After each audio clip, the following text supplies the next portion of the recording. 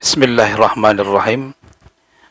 Assalamualaikum warahmatullahi wabarakatuh. Sahabat-sahabat salihin wa salihat yang dimuliakan Allah subhanahu wa ta'ala. Alhamdulillahi rabbil alamin. Allazi kafana bi ni'matih. Ashhadu an la ilaha illallah wahdahu la syarika lah. Wa ashhadu anna Muhammadan abduhu wa rasuluhu wa la nabiyya ba'dah. Inspirasi Islam kali ini kita mengangkat tema tentang semakin kita tahu, semakin menyesal. Dalam surah Al-Qaf ayat yang ke-22, Allah Subhanahu wa taala berfirman, وَلَقَدْ كُنْتَ فِي غَفْلَةٍ مِّنْ هَذَا. Sungguh kamu berada dalam kelalaian dari hal-hal ini. Kemudian kasyafna anka ghita'aka. Kami buka yang tertutup, yang tidak nampak tadinya dari kalian. Fabasarukal yawma hadid. Kemudian penglihatanmu menjadi terbuka, menjadi tajam. Apa makna ayat ini? Ketika Allah Subhanahu wa taala membuka yang tadinya tidak nampak oleh kita, yang tadinya tertutup, kemudian Allah nampakkan, Allah hadirkan di hadapan kita, maka di situ kita akan merasakan penyesalan. Oh, kenapa saya tidak berbuat begitu? Oh, kenapa saya lalai? Kenapa saya tidak seperti ini, seperti itu? Akan begitu nanti saatnya. Ketika Allah Subhanahu wa taala Allah buka tirai yang menutupi, yang sehingga kita tidak bisa melihat itu. Nah, hari itu nanti Allah bukakan.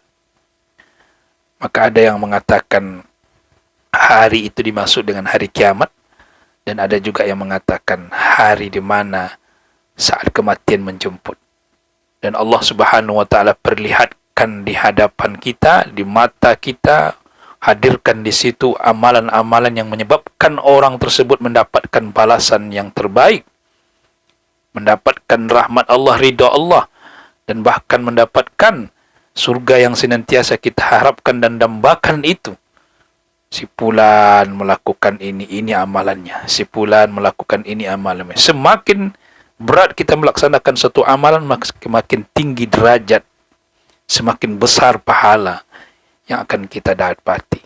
Nah, itu dibuka oleh Allah di saat hari itu nanti. Maka kita menyesal. Semakin kita tahu itu, maka semakin menyesal. Syahdan suatu ketika, saudara-saudara yang dimuliakan Allah, dan ada seorang sahabat Nabi bernama Sya'ban. Hal ini masih diperselisihkan atau benar ada sahabat Nabi nama Syahdan atau tidak. Tapi setidaknya kita bisa mengambil suatu kesimpulan atau mendapatkan suatu motivasi untuk diri kita sebelum penyesalan, sebelum kita menyesal.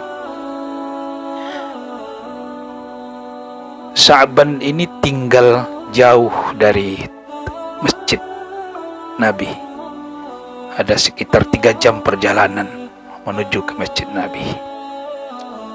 Dan kebiasaan beliau adalah ketika sholat atau datang ke masjid Nabawi, itu tidak di bagian tengah, tapi di bagian pojok, di saf pertama bagian pojok. Kebiasaan begitu setiap datang ke masjid.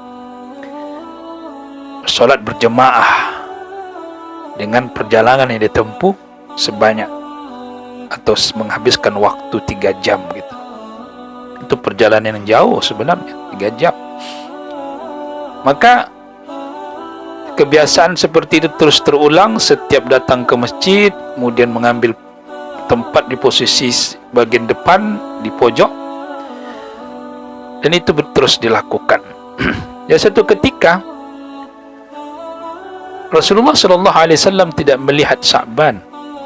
Maka Rasulullah sallallahu alaihi wasallam bertanya, "Kemana Sa'ban? Kok tidak ada tak nampak Sa'ban ini?" Maka Rasulullah sallallahu alaihi wasallam meminta sahabat-sahabat untuk mencek, dan bersama-sama dengan sahabat pergi ke rumah Sa'ban. Singkat cerita, sampai di rumah, kemudian Rasulullah sallallahu alaihi wasallam bertemu dengan istrinya Sa'ban. Dan kemudian Rasulullah menanya, "Kenapa Sa'ban tidak datang? Kenapa kok tak muncul?" Maka istrinya mengatakan, "Sa'ban telah meninggal ya Rasulullah." Nah, yang menjadi menarik adalah ketika istrinya mengatakan bahwasanya Sa'ban di saat dia jelang meninggal itu, Sa'ban itu berteriak atau mengeluarkan ucapan, "Kenapa tidak jauh semakin jauh?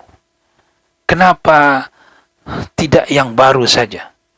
Kenapa tidak semuanya?" Jadi ada 3 hal ini. Kenapa tidak jauh? Kenapa tidak yang baru? Kenapa tidak semua? Maka istrinya bertanya kepada Rasulullah sallallahu alaihi wasallam, "Ya Rasulullah, ada apa? Kenapa kok dia melakukan atau mengucapkan hal-hal ini?" Maka Rasulullah sallallahu alaihi wasallam mengatakan dengan wahyu yang disampaikan kepada beliau, "Ini Allah telah bukakan di hadapan Sa'ban pahala-pahala dari amalan-amalan yang dilakukannya." Berdasarkan dalam surah Al-Qaf ayat 22 tadi, Allah buka, "Kasyafna anka ghita'aka fabasaruka al-yawma hadid." Allah buka yang tadi tertutup, yang tidak nampak, Allah nampakkan di hadapan kita, di hadapan Sa'ban, sehingga Sa'ban mengucapkan atau meneriakkan 3 kalimat tadi atau 3 perkataan tadi. Maka kata Rasulullah sallallahu alaihi wasallam, di saat Sa'ban diperlihatkan kepadanya amalan atau amalan yang dilakukannya ketika dia datang jauh dari rumahnya ke masjid, maka Allah memperlihatkan balasan yang sangat luar biasa, yaitu surga Allah. Tapi ketika Sa'ban melihat surga Allah itu atau balasan yang diberikan Allah, maka Sa'ban pun berkata, "Kenapa tidak lebih jauh lagi rumah saya? Kenapa enggak lebih jauh lagi jaraknya?" Saudara-saudara yang dimuliakan Allah Subhanahu wa taala, dalam sebuah hadis Rasulullah sallallahu alaihi wasallam, hadis ini diriwayatkan oleh Imam Muslim dari Ubay bin Ka'ab, Allah meridainya. Ubay bin Ka'ab pernah bertemu dengan seseorang. Kemudian seorang ini adalah orang yang paling jauh tempat tinggalnya dari masjid. Maka ketika itu Ubay berkata kepadanya, "Kenapa engkau tidak menjadikan onta sebagai kendaraanmu di waktu saat yang panas atau malam? Karena perjalananmu sangat jauh." Maka apa jawab orang ini? "Saya tidak menginginkan tinggal dekat Masjid Nabawi. Karena saya ingin jauh tempat saya dari masjid itu. Karena Rasulullah mengatakan bahwa semakin jauh langkah kita, maka semakin besar pahala yang kita dapatkan. Semakin kita melangkah jauh, maka semakin diangkat derajat kita dan dihapuskan dosa-dosa kita."